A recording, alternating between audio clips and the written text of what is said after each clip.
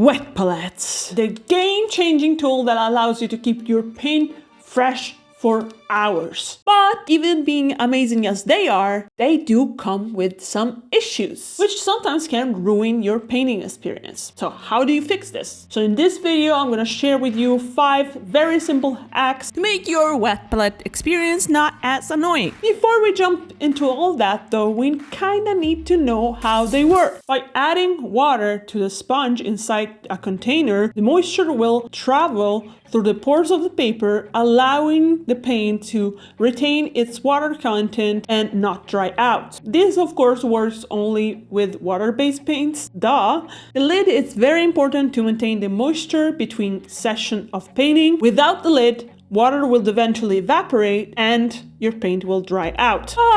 But the lid can also be quite a bit of a double-edged sword and screw up your paint if you don't use it properly. Lid, not the paint.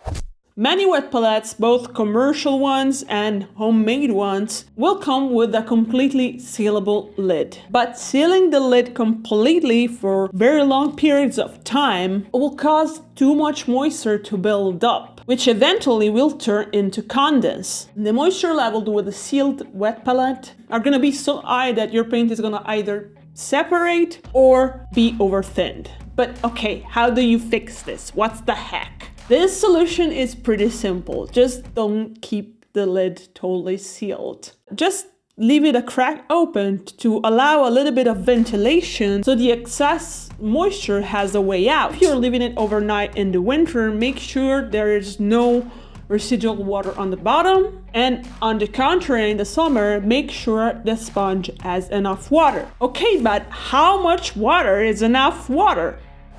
And when we come to this topic, how much water should you add to your wet palette? There is so much contrasting information. My head almost exploded while researching this video. And from all that research and my almost 10 years experience working with wet palettes, I can tell you there's just the one hack for how much water you need to keep in mind. And that is too little water is much better than too much water. Too much water, it's very annoying. It will flood your paint, it will make them separate, it will...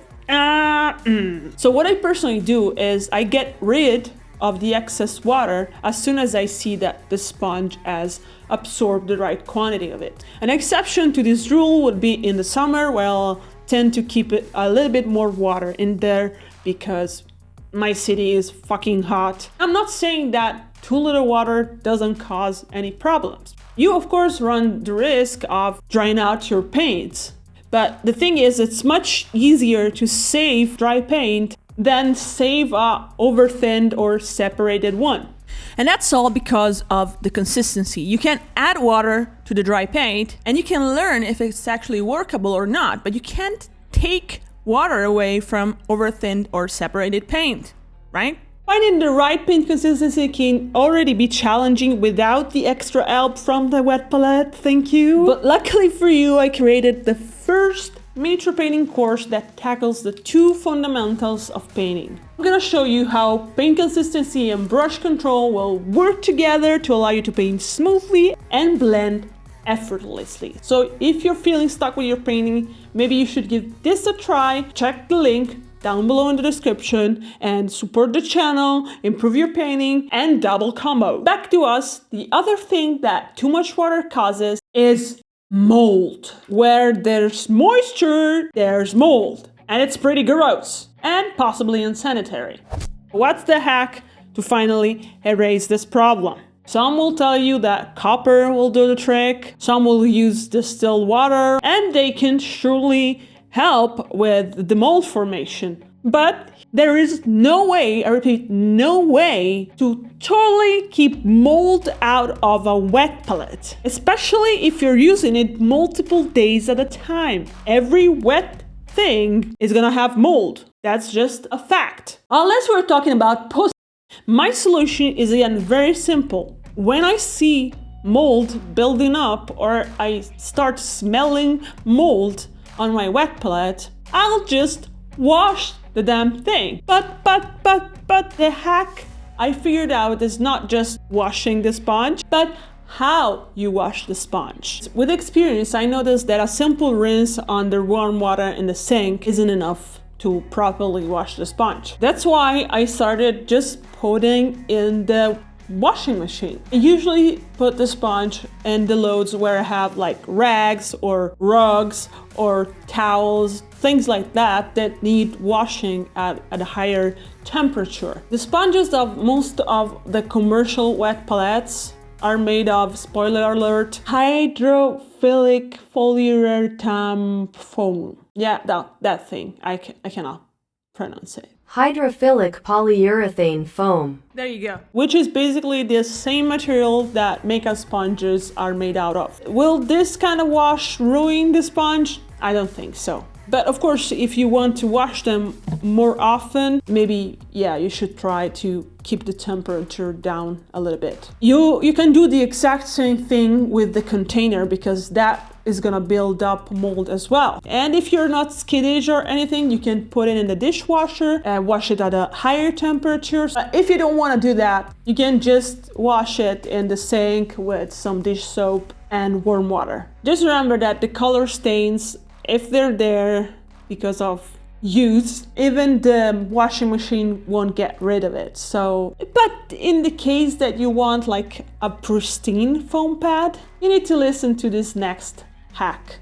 This is probably the most unique of the 5 hacks because rarely people talk about it. But it's such a small adjustment that's gonna save you a lot of headaches. Most people, and even brands and their websites, they put the paint in the corners or in the edge of the paper of the wet palette. And this is because so you have more space, right? It makes sense, right? Well, yeah, but having colors so close to the edge and even so close together, it can cost you a lot. For example, as soon as you forget one of the things that I taught you today, which you probably will because I do all the time, and so will you, right? As soon as you forget to crack up the lid, or as soon as you're too generous with water. And this is how your sponge gets stained. The paints, so damn close to the edge, will easily spill into the sponge and ruin it forever.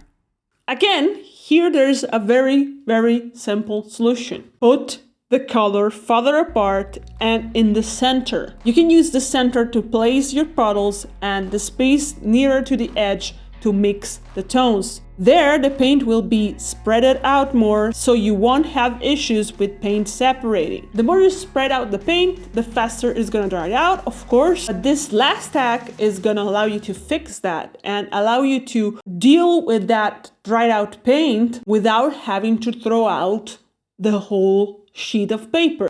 In order to reveal to you this hack, I need to answer one question. Is it worth it to buy a fancy wet palette for $50+? The short answer is no, it's not worth it. There is definitely other ways that you could use that money with. Does that ever stop us from buying the hobby stuff we might not really need? You don't need it, but it's pretty cool to have. It looks cool and it's pretty convenient. But the only thing I'd suggest strongly to buy and that you cannot substitute at home is the sheets of paper.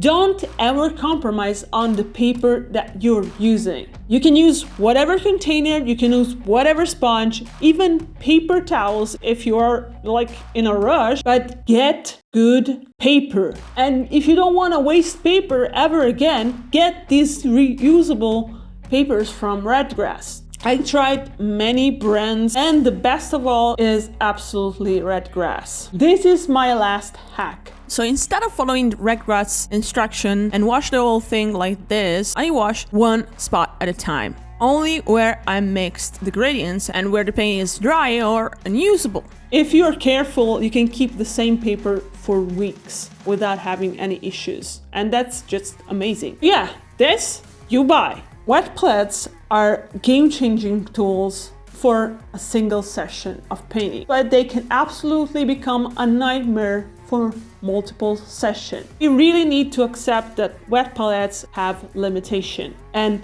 fixing wet palettes for me means finding way around those limitations. Make those limitations not weigh as much as they sometimes do. There is still one final problem that no one really talks about. If you want to paint highlights and shadows on your models, you kind of need to create different gradients. And on the flat surface of the wet palette, it can be very disadvantageous. The more the paint is spreaded, the faster it will dry out, leaving you with having to remix the same gradient every time you need it. And this is gonna make your blending process harder than it needs to be. So if you want to solve all those problems once and for all, you absolutely need to learn this very simple painting system that it was taught to me by Golden Demon winner Luciano Rossetto. I'll see you there, or you probably see me there. I mean, you see me past me in the past.